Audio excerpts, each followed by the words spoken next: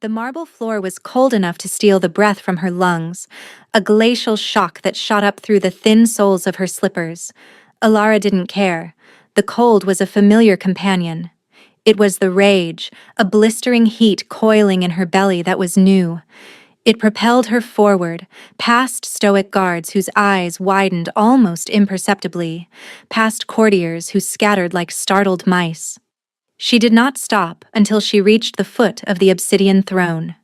There he sat, King Kalin, the alpha of alphas, the wolf of the north, the man who had torn her world apart and pieced it back together as his own personal prison. His knuckles were white where he gripped the armrests, the only sign of tension in a body otherwise carved from stone and shadow. "He's gone," Alara said, her voice tight, a bowstring pulled to its breaking point. It didn't echo in the cavernous throne room. It was swallowed by the oppressive silence he commanded. Kalen's head tilted. It was a slow, deliberate movement, the way a predator considers its prey. His eyes, the color of a winter sky before a blizzard, finally settled on her. They held no surprise. They held nothing at all. "Lord Perrin," she clarified, her voice gaining a sharp, brittle edge. "The third son of the Southern Barony, a kind man, a decent man." He was terrified. He looked at me as if I were a ghost, and he ran. He ran all the way back to his sunny, pleasant home, and he will never, ever return. A muscle feathered in Kalen's jaw. He said nothing. "It was your wolf, wasn't it?" The accusation was out before she could stop it. It was a truth she had been denying for weeks, a nightmare she had tried to rationalize away. The hulking shadow with eyes of cold fire that had haunted the edges of her encounters. The low growl that vibrated in the air whenever a potential suitor's hand lingered near hers for a moment too long. She saw the answer in the stillness of his face. He wasn't going to deny it. He wouldn't offer her the dignity of a lie. "Every suitor I meet ends up cornered by your wolf," she whispered, the rage finally cracking, leaving behind a raw, aching grief for the escape she had almost tasted. "They leave this castle believing it to be haunted by some dark beast, but it isn't the castle, it's you." He finally moved, unlacing his fingers from the throne. He leaned forward slightly, the motion pulling the shadows tighter around him. His gaze held hers, a physical weight that pinned her in place. And then, he spoke. His voice was a low rumble like stones grinding together deep beneath the earth. "Good." The word was not a shout. It was not a threat. It was a simple, absolute statement of fact, and it shattered what little was left of Alara's composure. 3 months earlier, the air had tasted of ash and defeat. Alara remembered the dust, thick and gray, coating her tongue. She remembered the silence of her father's warriors, their heads bowed not in respect, but in the crushing acceptance of their pack's dissolution. Her father, the once proud alpha of the Sunstone Pack, had knelt before Kalin, and with that single act of submission, her life had ended. A new, colder one had begun. She was part of the tribute, not gold or grain, but flesh and blood, the children of the conquered alpha, sent to the victor's court as a guarantee of peace, a polite term for hostage. Her brothers were sent to the king's legions, their strength repurposed for his wars. She, the daughter, was sent to his castle. The journey north was a descent into winter. The golden plains of her home gave way to grim, pine-choked forests and mountains that clawed at the sky. The Sunstone Citadel, a place of warm light and open courtyards, was replaced by the Frostfang Keep, a fortress of black granite that seemed to devour the sun. Upon arrival, she was not treated as a princess, not even as a highborn hostage. She was nothing. A ghost in the machine of the royal household. Stripped of her fine clothes, given the rough, gray wool of a low-level servant, and put to work. The initial humiliation was a physical blow, winding her.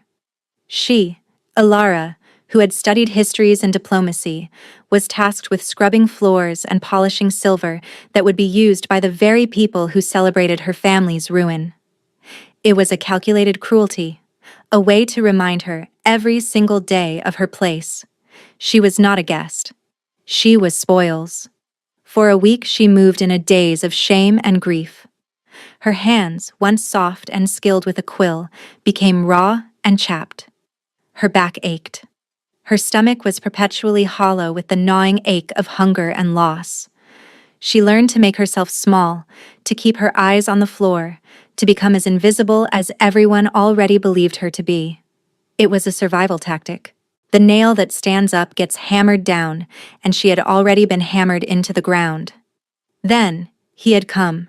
She was on her hands and knees in the great hall, scrubbing a particularly stubborn wine stain from the flagstones, when the heavy doors boomed open. A hush fell over the bustling servants. A chill, more profound than the castle's usual draft, swept through the hall. Alara didn't look up. Looking up drew attention. Attention was danger. She just kept scrubbing, her world reduced to the circular motion of her brush and the acrid smell of the lye soap. Heavy, measured footsteps approached. They stopped directly in front of her. Two enormous boots of black leather, polished to a mirror sheen, entered her limited field of vision.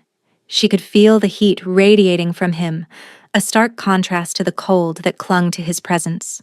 It was the paradox of a winter bonfire, beautiful and deadly.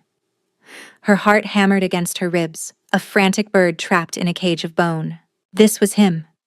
She knew it without seeing his face. King Kalen. This one.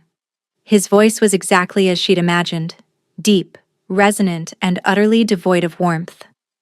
It was the sound of a glacier calving into a frozen sea. A hand, not his, but that of the portly steward, grabbed her upper arm and hauled her to her feet.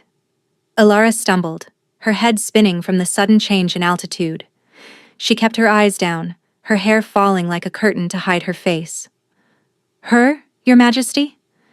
The steward's voice was laced with disbelief. "She is from the Sunstone Tribute, my king. A feral little thing. We have her on cleaning duty." The silence stretched. Alara could feel the king's gaze on her, and it was not a passing glance. It was an inspection. It was a weighing and measuring. She felt stripped bare, every ounce of her misery and defiance laid out for his perusal. What did he see? A defeated girl in a servant's dress? A reminder of his victory? "She can read," Kalen stated. It wasn't a question. The steward sputtered. I wouldn't know, Your Majesty." "I do," the king said, his voice dropping, a low growl that made the hairs on her arms stand up. He took a step closer. Alara fought the instinct to flinch away. She smelled pine and cold stone and something else, something wild and uniquely him. Her father was a scholar before he was an alpha. She will be of more use in the library than on your floors. He turned and walked away without another word, his black cloak swirling around him like a storm cloud. The chill in the hall receded with him. The steward released her arm as if it were suddenly red hot.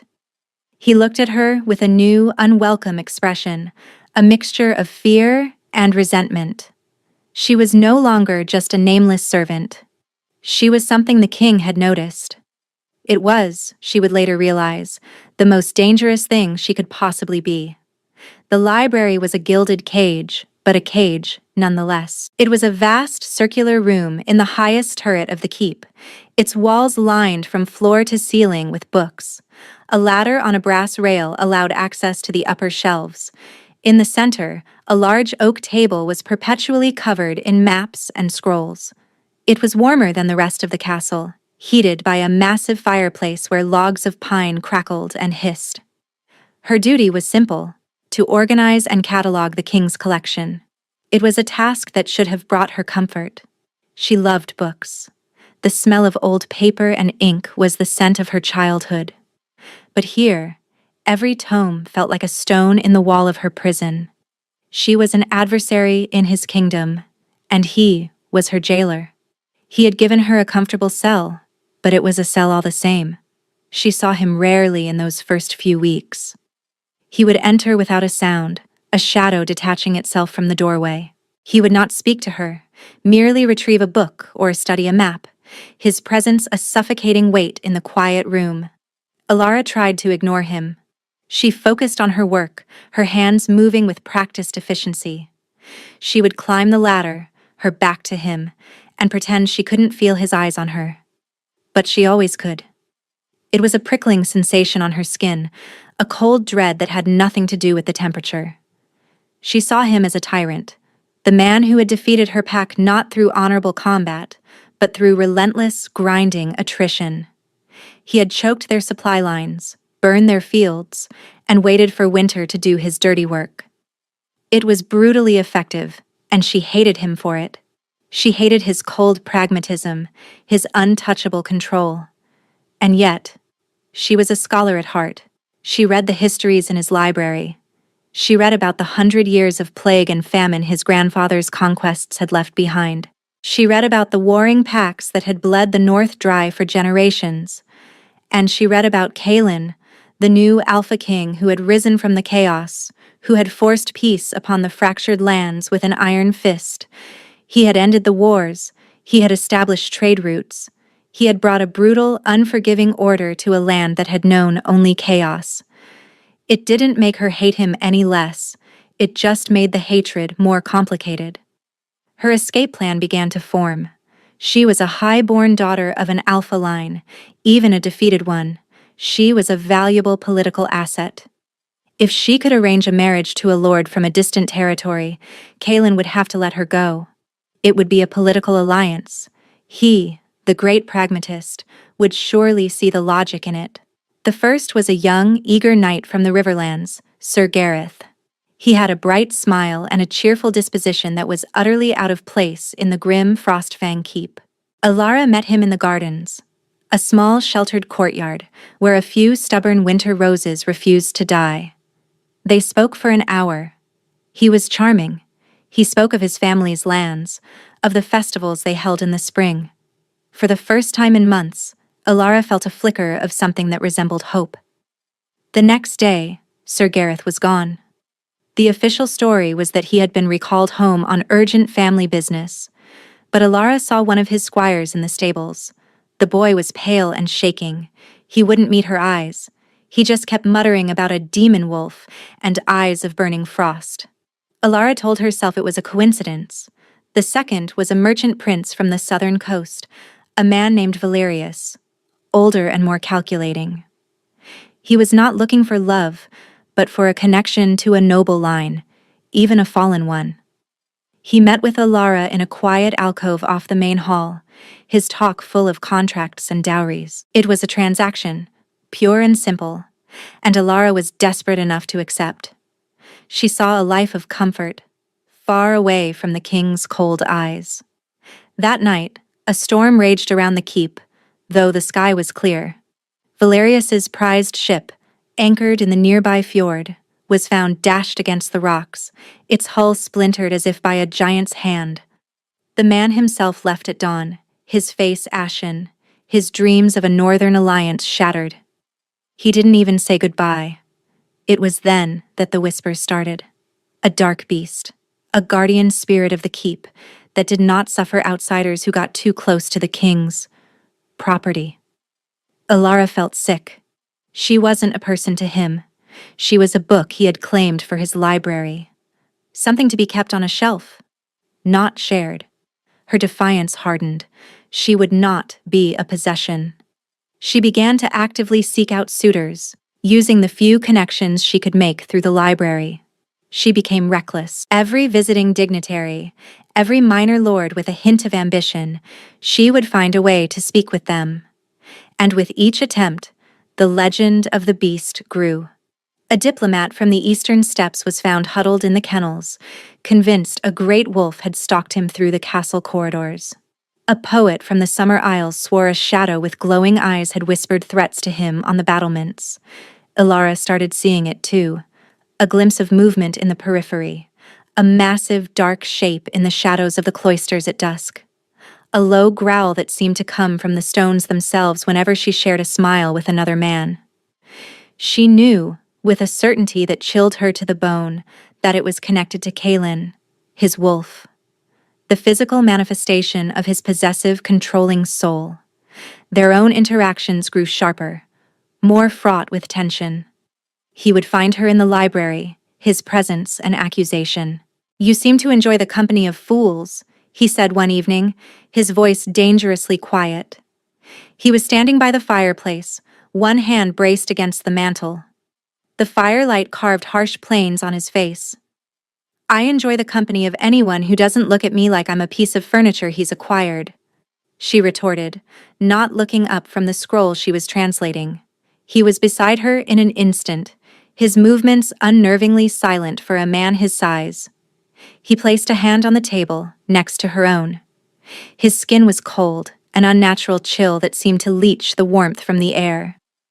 "You are not furniture, Alara," he said, his voice a low vibration that ran up her arm. "Furniture does not have a heartbeat that races when I am near."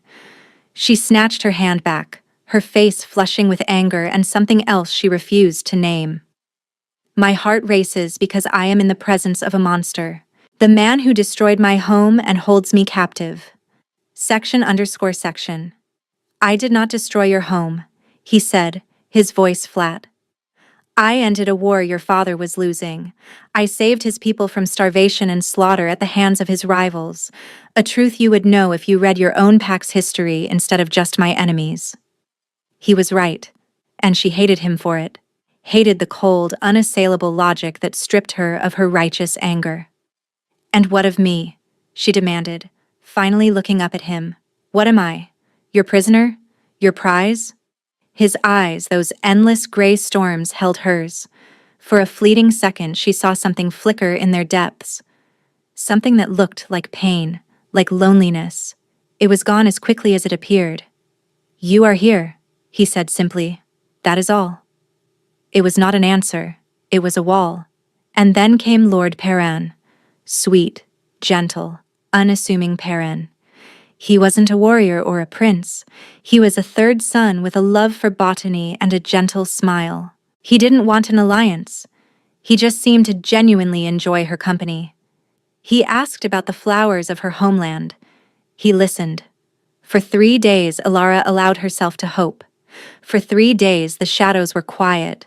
The growls were silent. Maybe, she thought, maybe this one was too insignificant to register as a threat. On the 4th day, Perrin was scheduled to leave. He sought her out in the garden to say his farewell. He reached out, his intention only to take her hand. The world went cold. A shadow fell over them, so large it blocked out the weak afternoon sun. From the archway behind Lord Perrin, a creature of nightmare emerged. It was a wolf, but impossibly large, its form seeming to be woven from shadow and frost. Its paws made no sound on the flagstones. Its eyes were twin embers of burning ice. It was not a physical beast, she realized with a jolt of terror. It was a spirit, a wraith. Lord Perrin didn't scream. The sound he made was a choked gasp, all the color draining from his face. The great wolf didn't lunge, it didn't snarl. It simply padded forward, silent and immense, and cornered him against the stone wall, its head level with his. It opened its mouth, not in a growl, but as if to taste the air, revealing teeth like shards of obsidian. Then it looked at Alara, and in those terrible, cold fire eyes, she saw the same possessive intelligence she saw in the king's. Perrin broke. He scrambled away, slipping on the stones, and fled without a backward glance. The wolf watched him go, then its form shimmered, dissolving into nothingness like smoke on the wind, leaving Alara alone, again. And that brought her here, to the foot of his throne, her heart in ashes, with only the fire of her rage to keep her warm. "Good," he had said. The word echoed in the silence, a hammer blow to her soul.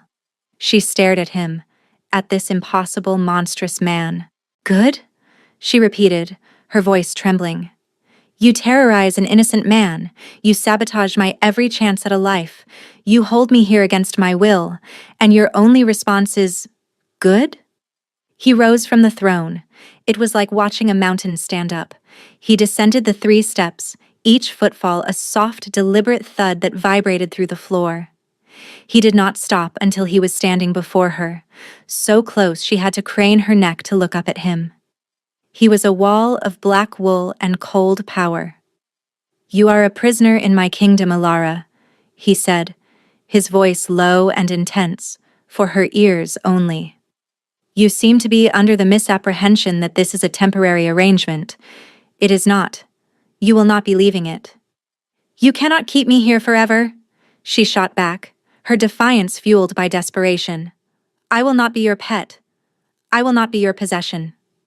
"No," he agreed, and the softness of his tone was more terrifying than any shout. He reached out, not to grab her, but to gently tuck a stray strand of hair behind her ear. His fingers were freezing, the touch a brand of ice against her skin. She flinched, but did not pull away. "You will be my queen." Alara's breath hitched. She stared at him, speechless. Of all the things she had expected him to say, that was not one of them. It was absurd. It was insane. "The North needs a queen," he continued, his thumb brushing against her jawline, sending a shiver through her that had nothing to do with the cold. "And I have made my choice. The council will never accept it," she whispered, finding her voice. "I am the daughter of a defeated enemy. They see me as a servant." "The council does not rule this kingdom," he said, his eyes darkening. "I do. And my wolf has chosen. That is all the law that matters here." His wolf. That spectral monster. It wasn't just his subconscious. It was his soul, his instinct, and it had claimed her.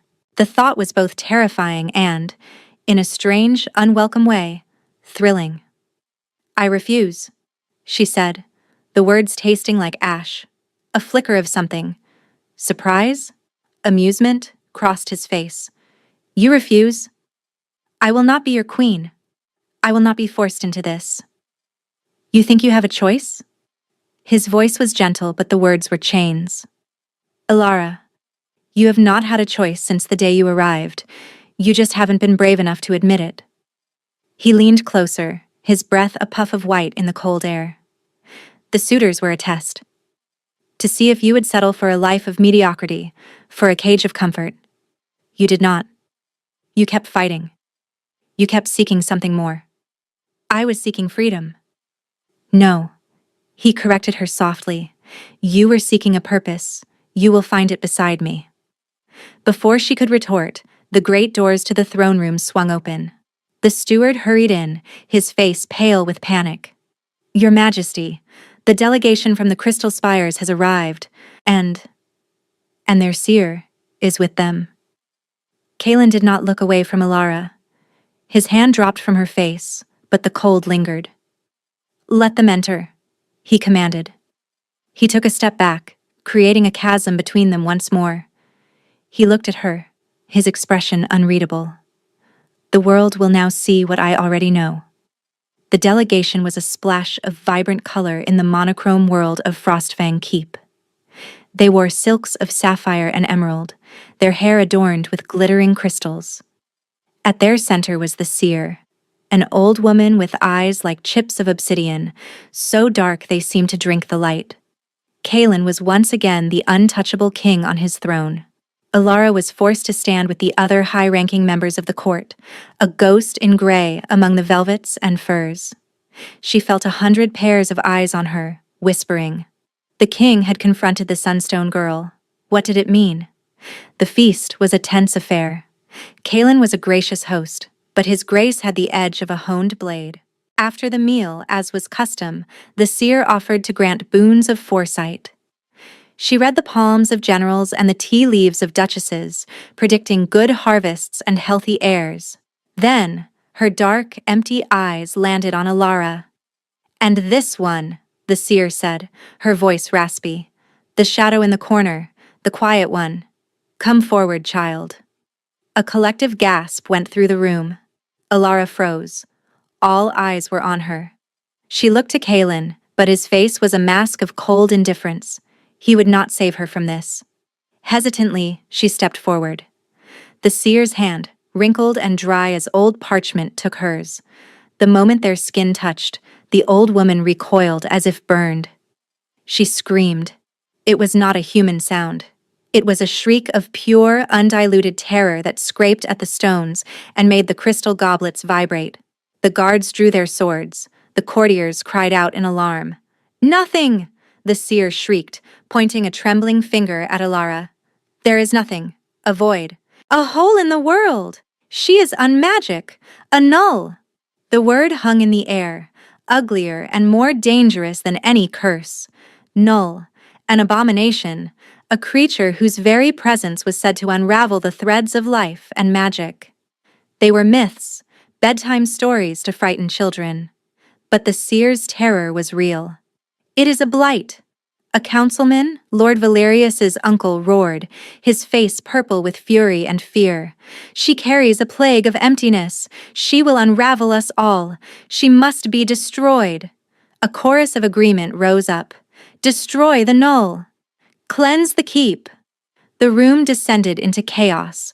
People scrambled away from Alara as if she were the source of a deadly pestilence. They looked at her with hatred, with raw, primal fear. This was the public humiliation her power had earned her. She was a monster. In the midst of the pandemonium, Alara's gaze locked with Kaelin's, and what she saw in his eyes was not fear or disgust. It was a dawning, terrible understanding.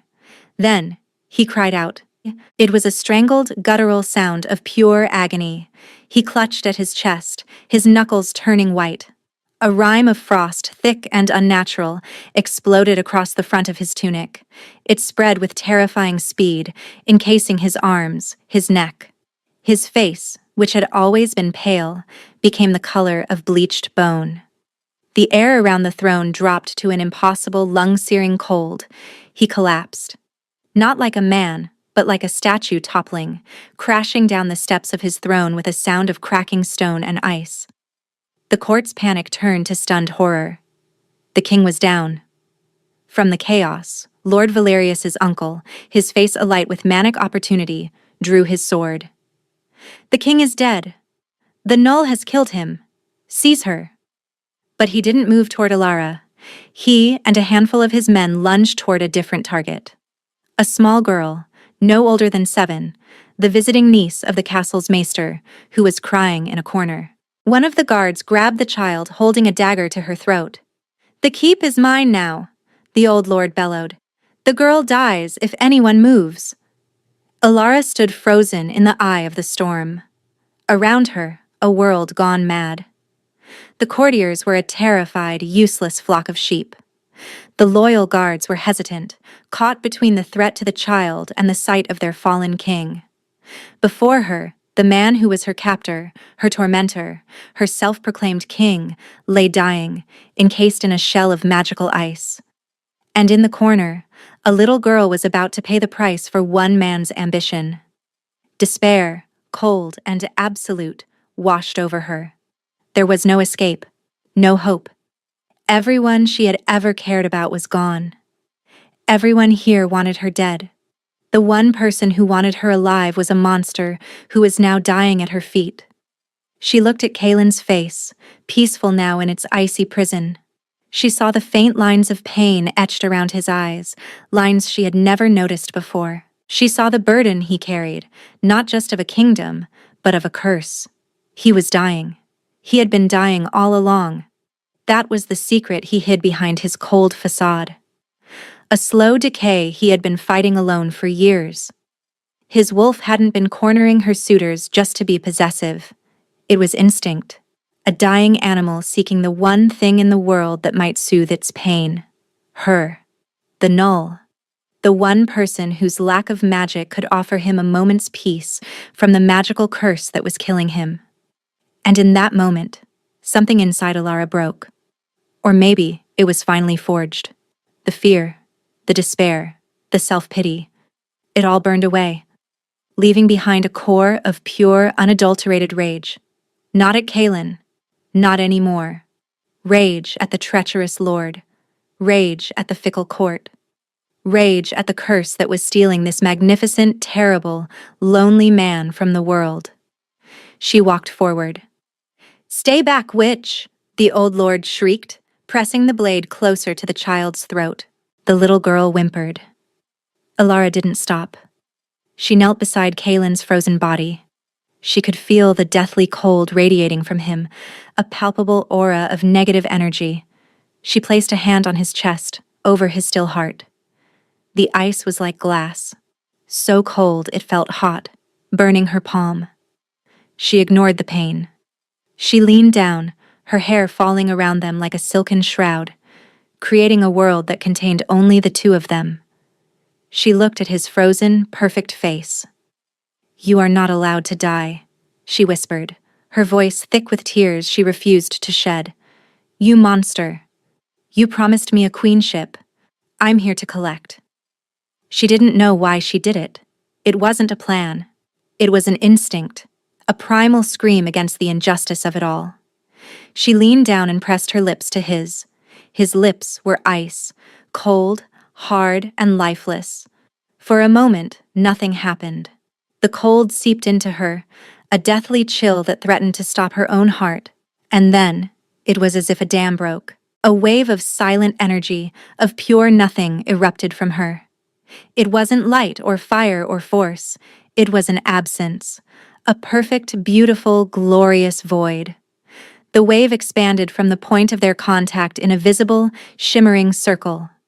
The frost on Kaelin's body didn't melt. It shattered, exploding outward into a million glittering fragments that vanished before they hit the ground.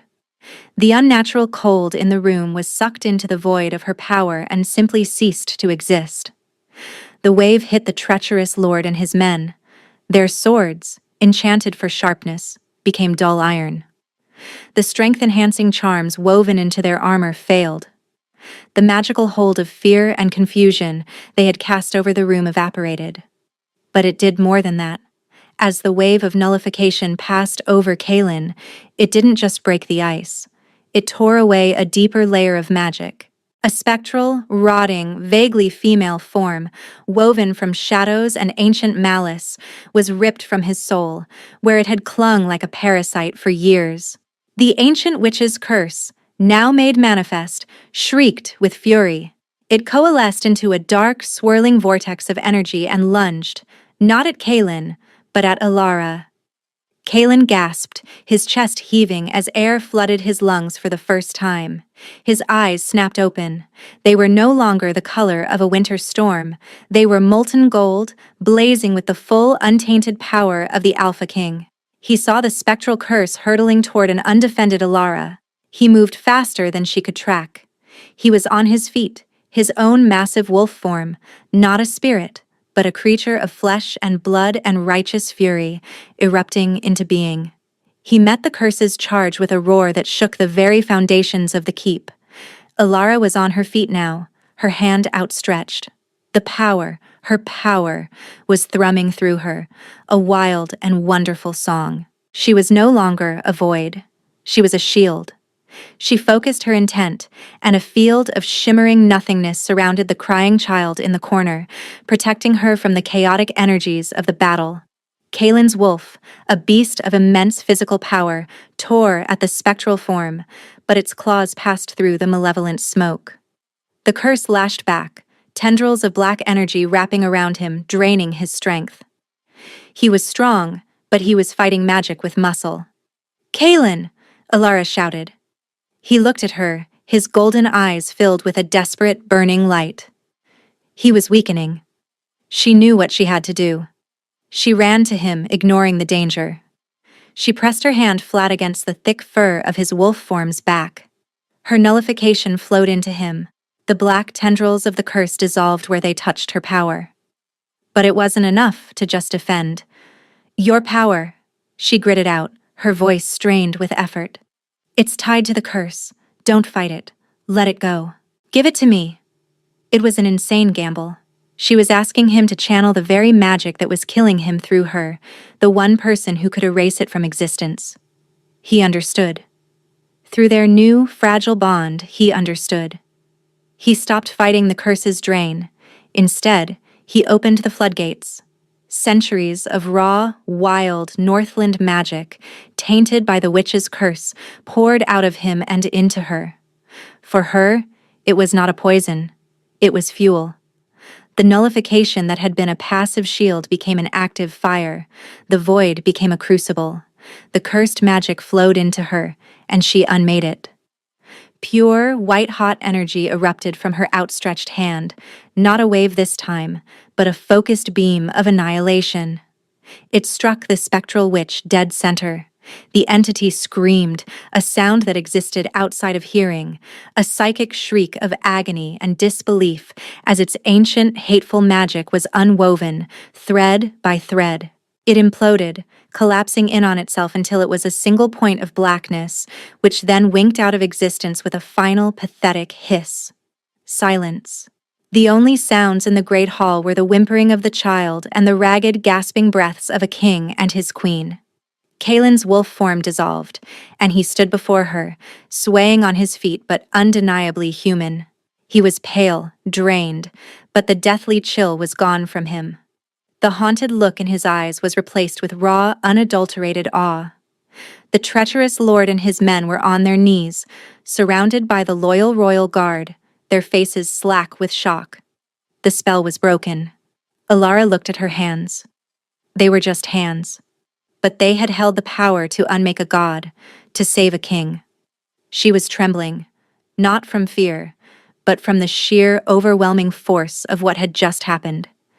Kalen took a step toward her, then another. He crossed the space between them and wrapped his arms around her, pulling her against his chest. He buried his face in her hair, and she felt a shudder rack his entire body. He was holding on to her as if she were the only solid thing in a world that had just been torn apart and remade. "Ilara," he breathed, his voice rough with emotion. She could feel his heart hammering against her own, a steady, powerful beat. Alive. He was alive. The relief was so profound it buckled her knees, and she sagged against him, her newfound strength gone. He held her up. "You're warm," she whispered into his tunic. He gave a rough, broken laugh. "You saved me." "You were dying," she said, her voice muffled. "You were dying this whole time, and you never told anyone." "There was nothing to tell," he said, pulling back just enough to look down at her. His hands framed her face, his touch gentle now, and warm, so blessedly warm. "There was no cure, until you." The court was watching them, their expressions a mixture of terror and reverence. She was no longer the null, the abomination. She was the king's savior, their savior. "I love you," he said, the words raw and torn from the deepest part of his soul. He had fought it. He had hidden from it. He had let his wolf act on the truth his mind refused to accept. But now, with the curse gone, there was nothing left but the truth. "I think I have from the moment I saw you scrubbing my floors, looking like a drowned kitten with the heart of a dragon. I'm saying that I love you, and it's going to save my life." Tears finally welled in Alara's eyes, tears of relief, of exhaustion, of a joy so fierce it was painful. She had fought so hard for a life of her own, only to find it here, in the arms of the man she had sworn to hate. "Good," she whispered, throwing his own word back at him with a watery smile. He stared at her for a second, and then a real, genuine smile broke across his face. It was like watching the sun rise after a century of winter. It transformed his harsh features into something breathtakingly beautiful. "Take the traitors to the dungeons," he commanded over his shoulder, his eyes never leaving hers. "We will deal with them tomorrow. Tonight. Tonight I have to thank my queen." Months later, the north was transformed. The land itself seemed to breathe easier with the curse lifted. The harvests were richer, the winters less brutal. The Frostfang Keep, once a place of shadow and cold, now had flowers blooming in its gardens, planted by a queen who remembered the sun. Alara stood on the balcony of their chambers, overlooking the capital. Spring had come to the north. Kalen came up behind her, wrapping his arms around her waist and pulling her back against his chest. He was solid, warm, a comforting weight she had come to cherish. "What are you thinking about?" he asked, his voice a low rumble against her ear. "Lord Perrin," she said with a small smile. Kaelin stiffened slightly. "I sent him a chest of gold and a formal apology, and a warning to stay in the south." Alara laughed, a sound that was now common in the keep. "I was just thinking that I should probably send him a thank you letter. If not for your monstrous wolf scaring him away, I might have settled. I might have missed all of this." She leaned back against him, turning her head to kiss his jaw. His wolf was no longer a separate spectral entity. It was part of him, whole and balanced, just as her power was now part of her. It was still possessive, still fiercely protective, but now she understood it. It was the physical manifestation of his love. "The council formally approved our union yesterday," he murmured, his lips tracing the line of her neck. "Not that it mattered." "It's better this way," she said softly. "To be chosen, not just by you, but by the people." "They don't just accept you, Alara," he said, his voice serious. "They revere you, the Blightbreaker, the Sun Queen of the North." She turned in his arms to face him, placing a hand over his heart. It beat strong and steady beneath her palm. "I don't need to be a queen to them," she said, looking into his golden eyes, which now held nothing but warmth and love for her. "I just need to be yours." He smiled, that devastating sunrise smile that was still reserved only for her. "Always," he promised. And as he lowered his head to kiss her, Ilara knew she was finally, truly home. Not a prisoner, not a possession, but the cherished, powerful, and deeply loved heart of the North.